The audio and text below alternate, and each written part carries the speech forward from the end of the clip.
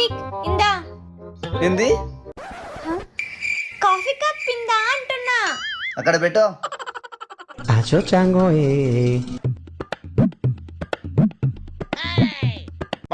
Daddy మన ice cream shop లో కలిసాం కదా, అక్కడ తీసుకోవా? మనం ఐస్ క్రీమ్ షాప్ లో ఎప్పుడు కలిసామే? ఓ కార్తీక్ అంకుల్ కదా, సారీ డాడీ. కన్ఫర్మ్ ఎర్రగడ్డలే.